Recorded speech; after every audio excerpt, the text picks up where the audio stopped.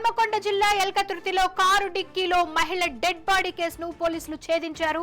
4 రోజుల క్రితం కారులో డెడ్ బాడీని గుర్తించిన పోలీసులు సంఘటనా స్థలంలో దొరికిన మహిళ dead body, Aadhaar card, car number plate ఆధారంగా పోలీసులు దర్యాప్తు చేశారు. ఆమె ప్రియుడే హత్య చేసినట్లు గుర్తించి అరెస్ట్ చేయగా మొదట సహజ మరణంగా నమ్మించే ప్రయత్నం చేశాడు. కానీ పోలీసులు తమదైన స్టైల్లో విచారించగా సంచలన నిజాలు వెలుగు చూశాయి. ఈ నెల 21న హన్మకొండ జిల్లా ఎల్కతుర్తిలో TS03FF8094 నంబర్ కారు నుంచి దుర్వాసన రావడంతో స్థానికులు పోలీసులకు సమాచారం ఇచ్చారు. దీంతో అక్కడ చేరుకున్న పోలీసులు కారు డిక్కీ ఓపెన్ చేసి చూడగా ఓ మహిళ డెడ్ బాడీ ఉంది. మృతదేహాన్ని పోస్టుమార్టంకి పంపి దర్యాప్తు మొదలు పెట్టారు. ఘటనా స్థలంలో మృతురాలి ఆధార్ కార్డు లభించడంతో బాధితురాలు పెద్దపల్లి జిల్లా గోదావరి ఖనికి చెందిన 33 ఏళ్ల మానసగా గుర్తించారు.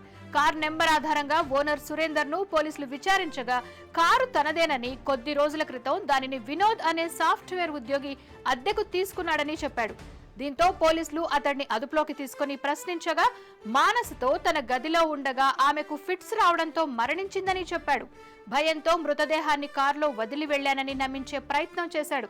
అయితే పోస్ట్ మార్టం రిపోర్టులో మానసది సహజ మరణం కాదని, గొంతు నిలిమి చంపినట్లు తేలడంతో పోలీసులు వినోద్ ను తమదైన శైలిలో మరోసారి విచారించారు.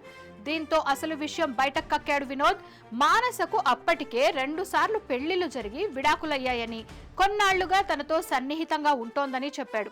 అరుణాచలం తీసుకెళ్లి పెళ్లి చేసుకోవాలని గత వారంలో ఒత్తిడి చేసిందని, తనకు ఇష్టం లేకపోవడంతో ఆమె తండ్రి రాజేశంకు విషయం చెప్పానని పోలీసులకు వివరించాడు. అయితే మానసకు తాము నచ్చజెప్పినా వినడం లేదని, ఇష్టారీతిన తిరుగుతూ తమ పరువు తీస్తోందని, ఆమెను చంపేయాలని రాజేశం చెప్పాడని పేర్కొన్నాడు. దీంతో గొంతు నులిమి చంపేసి మృతదేహాన్ని కారు డిక్కీలో పెట్టానని చెప్పాడు. డెడ్ బాడీని ఎలా మాయం చేయాలో తెలియక రకరకాల ప్రయత్నాలు చేస్తుండగా పోలీసులకు దొరికిపోయాడు వినోద్. ఎంక్వైరీలో తేలిన విషయాల ఆధారంగా వినోద్ తో పాటు మానస తండ్రి రాజేశంను కూడా పోలీసులు అరెస్ట్ చేశారు అని చెప్పేసి 18 క్లైన్ కాలనీ, గోదావరి ఖనికి సంబంధించిన 18 క్లైన్ కాలనీలో అంకటి రాజేశం యొక్క కూతురని తెలిసింది. ఈ మృతస్థురాలు ఈవిడకు గతంలో 2 సందర్భాల్లో 2 పెళ్లిళ్ళు అయ్యాయి. ఆ 2 పెళ్లిళ్ళు కూడా డిస్టర్బ్ అయిపోయి డైవర్స్ అయిపోయాయి. ఈ అమ్మాయి మరి ఎందుకు, ఎలా జరిగింది, ఏంటి అని చెప్పేసి, మరి ఇక్కడికి ఎందుకు వచ్చింది, ఈ కార్ ఏంటి అని మొత్తం విచారిస్తే చివరికి పరిశోధనలో తెలిసిన విషయం ఏంటంటే, ఇక్కడి ఈ స్థానిక ఎల్కతుర్తి చెందిన ఎడెల్లి వినోద్ కుమార్ అని చెప్పేసి ఇతనే ఈ కారుని ఇక్కడ తీసుకొచ్చి పెట్టాడని, ఈ బస్ స్టాండ్ వెనకాల ఉన్న రెసిడెన్షియల్ లొకాలిటీలో రోడ్డు మీద అతన్ని నిన్న ఎల్కతుర్తి సిఐ గారు, ఎల్కతుర్తి ఎస్ఐ గారు, వారి యొక్క పోలీస్ స్టాఫ్ కలిసి అతన్ని నిన్న అదుపులో తీసుకోవడం జరిగింది. అదుపులో తీసుకొని విచారిస్తే తెలిసిన విషయం ఏంటంటే, ఈ మృతస్థురాలు ఎవరైతే ఉందో మానస, ఆవిడ ఈ వినోద్ కుమార్కి చిన్ననాడు వినోద్ కుమార్ యొక్క ఫాదర్, అంకటి మానస యొక్క ఫాదర్ ఇద్దరు కూడా గతంలో సింగరేణి ఎంప్లాయీస్. వాళ్ళు 18 క్లైన్ కాలనీలో జాబ్ చేసేవారు. అక్కడ పరిచయాలు 2 కుటుంబాలకు. ఈ యొక్క వినోద్ కూడా అంకటి మానసకు చైల్డ్హుడ్ క్లాస్మేట్. అప్పటి నుండి పరిచయాలని మధ్యన డిస్కంటిన్యూ అయిపోయింది. తర్వాత ఇతను మళ్ళీ చదువుకుంటూ మళ్ళీ హైదరాబాద్కి వెళ్ళి అక్కడ చదువుకుంటున్నాడు బ్రిలియంట్ అనే ఒక ఇంజనీరింగ్ కాలేజీలో. తర్వాత మళ్ళీ ఈ మధ్యనే సంబంధం మళ్ళా కొన్నాళ్ళ క్రితం ఏర్పడ్డది.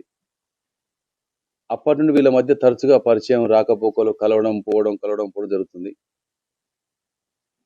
మరి అసలు ఏంది ఇది ఎట్లా జరిగింది ఏంది అని చెప్పేసి విచారిస్తే, అదుపులోకి తీసుకొని విచారిస్తే తెలిసిన విషయాలు ఏంటంటే, ఈ అమ్మాయి గత కొంతకాలంగా ఈ వినోద్ కుమార్ను నన్ను పెళ్లి చేసుకొని వెంటబడడం ఒకటి, అంతేకాకుండా ఇంకో వెలుగులోకి వచ్చిన విషయం ఏంటంటే, ఈ అమ్మాయి పేరెంట్స్ చాలా సఫర్ చేస్తుందని, కొంచెం సైకలాజికల్గా బాగా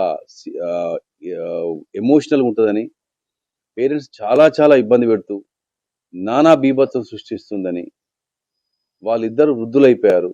ఆ తండ్రి టార్చర్ తట్టుకోలేక ఎప్పటి నుండో పరిచయం ఉన్న ఫ్యామిలీకి దగ్గరగా అటాచ్ అయి ఉన్న ఈ వినోద్ కుమార్తోని ఒకసారి పిలిచి నా వల్ల అయితలేదు, మాకు ఇబ్బంది అవుతుంది, ఇద్దరం ముసలలో అయిపోయినాం, ఈ పిల్లను ఏదో రకంగా భూమి మీద లేకుండా చేయి అని చెప్పేసి ఆయన అనడం, ఆల్రెడీ అమ్మాయితోని ఇబ్బంది పడడం ఇతనికి కూడా, ఈ వినోద్ కుమార్ కూడా ఈ పెళ్లి చేసుకో అని చెప్పేసి అనడం, రకరకాలుగా మాట్లాడడం.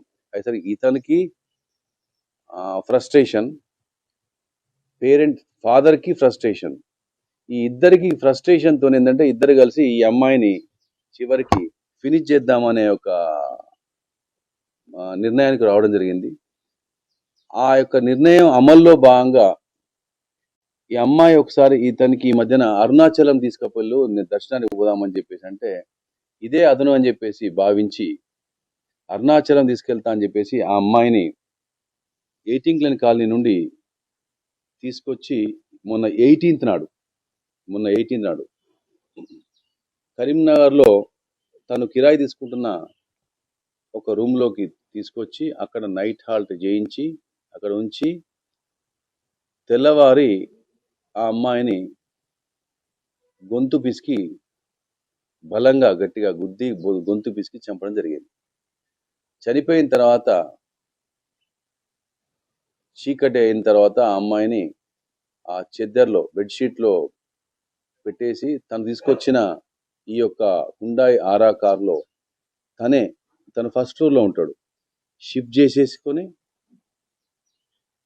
ఇక్కడే ఎక్కడైనా ఎలకతుర్తి పరిసర ప్రాంతంలో బొంద పెడదామని చెప్పేసి డెసిషన్ తీసుకున్నాడు. ఈ జరిగిన దాన్ని మళ్ళీ తిరిగి వాళ్ళ నాన్నకు చెప్పాడు, డిసీజ్డ్ ఈ అమ్మాయి యొక్క ఫాదర్కు. అయిపోయింది అంకుల్, అయిపోయింది ఇలా జరిగిందని చెప్పేసి అన్నాడు. అని వాళ్ళ నాలెడ్జ్లో పెట్టి చేద్దామని చెప్పేసి ఎక్కడ చేద్దాం అని చెప్పి చూసుకుంటూ he was searching for a right place to bury, బొంద పెడదామని పెట్టుకుంటూ తిరుగుతూ ఉన్నాడు. ఎట్లా చేయాలి, ఎక్కడ చేయాలని చెప్పి అనుకుంటూ ఈ యొక్క వెహికల్ను తీసుకొచ్చేసి ఈ యొక్క బస్ స్టాండ్ వెనకాల రెసిడెన్షియల్ లొకాలిటీలో కొంచెం లోపలికి రోడ్డుకి అక్కడ కొంచెం ఇల్లు తక్కువ ఉంటాయి, అక్కడ పక్కకు పెట్టేసి ఇక తను తిరుగుతున్నాడు. ఈలోగా చనిపోయింది ఇప్పటికి చాలా రోజులైంది కదా, 18th నాడు తీసుకొచ్చిండు, 19th నాడు అయింది. అప్పటి నుండి ఈ 3-4 రోజుల్లో బాడీ కంప్లీట్గా డీకంపోజ్ స్టేట్కి పోయి కుళ్ళిపోయి ఆ వాసన బయటికి రావడం, అక్కడ ఈగలన్నీ మూగడం, ఇవన్నీ చూసి స్థానికులు ఇది ఏంది అని పోయేటో చూసి ఆ వాసన రాని చెప్పడం జరిగింది. సో తీగ లాగితే డొంకంతా కదిలినట్టుగా అయింది. ఈ రోజు